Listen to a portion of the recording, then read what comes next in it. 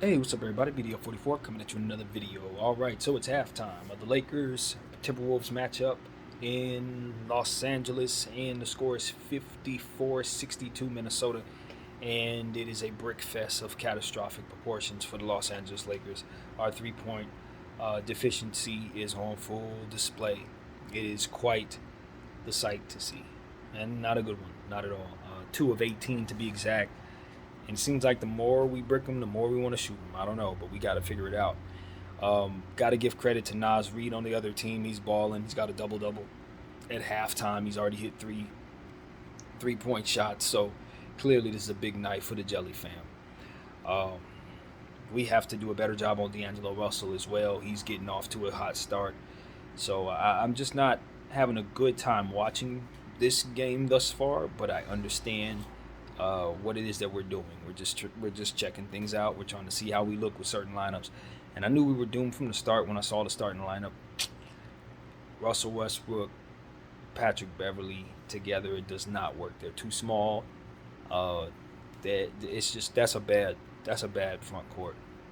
Excuse me, back court. That's just not going to work for us at the guard spot. We're going to have to figure out a way to shuffle him up in a different way. Lonnie Walker looks great. Give him some credit for sure. He started off hitting shots, uh, making plays for others, looking fantastic. Braun and AD look great. They're hitting shots. Our stars are on point. The efficiency of both of them is really, really helpful. 7 rebounds apiece as well. So they're looking great. I will say that Anthony Davis again has to continue to work on his rhythm, just timing and stuff like that. He was a little slow, and conditioning, to be honest with you, because there was a couple plays where guys were kind of slow to get back, that kind of thing, slow to start to play. So, um, this is preseason for everybody, no big deal. Uh, but the 3-point shooting is to be expected. We don't have a great 3-point shooting team, so they're going to be nights like this, and we're lucky to only be down by 8. Um, especially with the way Nas is playing right now. Clearly, he's on his way to a career game. Too bad it's a preseason game, and it won't count. But he's really playing spectacular out there. And I'm not surprised. We've talked about him in the past. I've told you guys about this dude for a couple years now. He's been sitting on that Minnesota team, always able to fill in for Karl Anthony Towns and just play starters basketball every time he gets his number called. So um, I think if you consider what the Minnesota Timberwolves role will be in terms of a contender or trying to be a winning team, we think about players who could be playing for six man of the year. I wouldn't rule him out. Where he's at in his career and the fact that he will not be starting with that team having Karl Anthony Towns and Gobert in place, um, I can see him being one of the most productive players coming off the bench in the NBA this year. We can already see he's getting off to a hot start, and the way he's looking right now, I would try to find a way to get him some starters minutes anyway. So, yeah, I've been a believer in Nas Reed for a long time, and he's balling out right now. So, our others, yeah, wish they were playing like Nas. They're not playing like Nas. Uh, they're playing really bad from a shooting perspective, but it's not like guys aren't giving us effort. Um, it's not like we're not getting shots. Um, I would I would say that we're taking what the defense has given us, which is a whole lot of perimeter shots, and we're just not hitting them.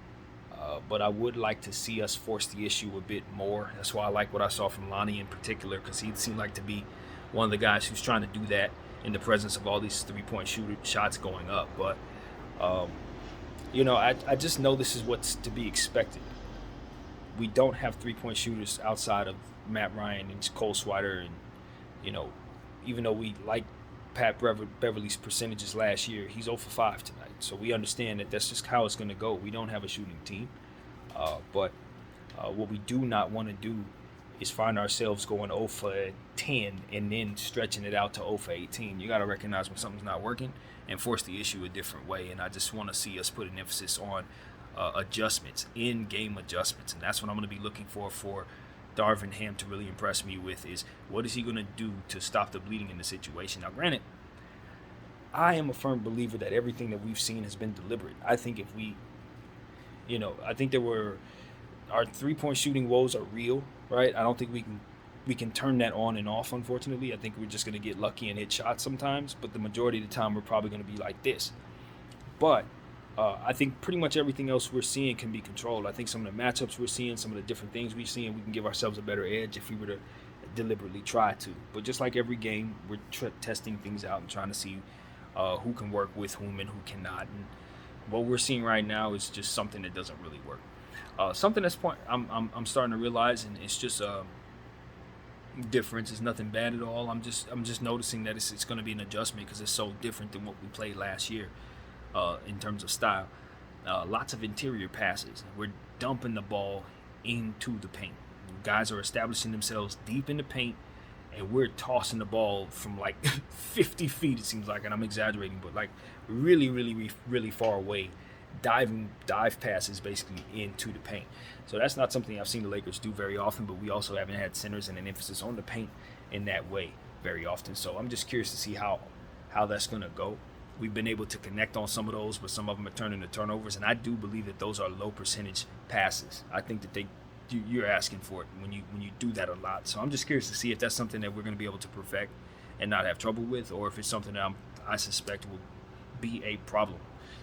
So that's something I'm paying attention to. But we're just trying stuff. Russell Westbrook's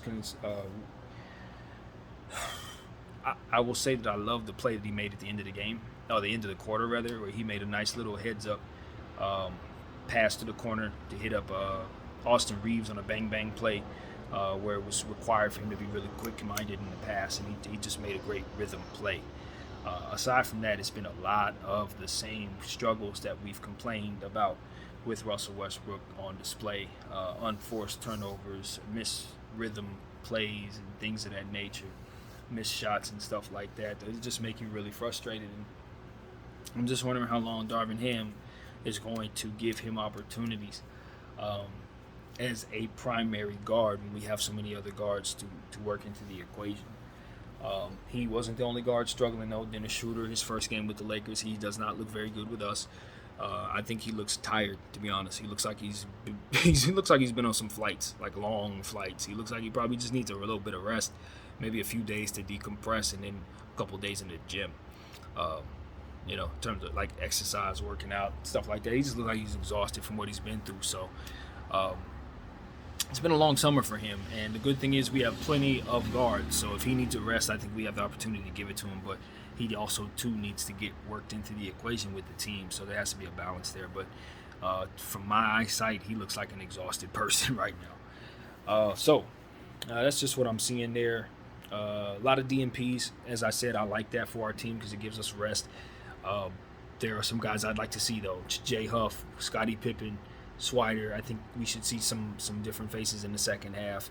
Shaq Harrison, guys that may end up getting cut very soon. I expect to see in the second half of this game. So hopefully we can get our shooting together. Matt Ryan checked in and bricked some shots as well, so that bad three-point shooting was contagious.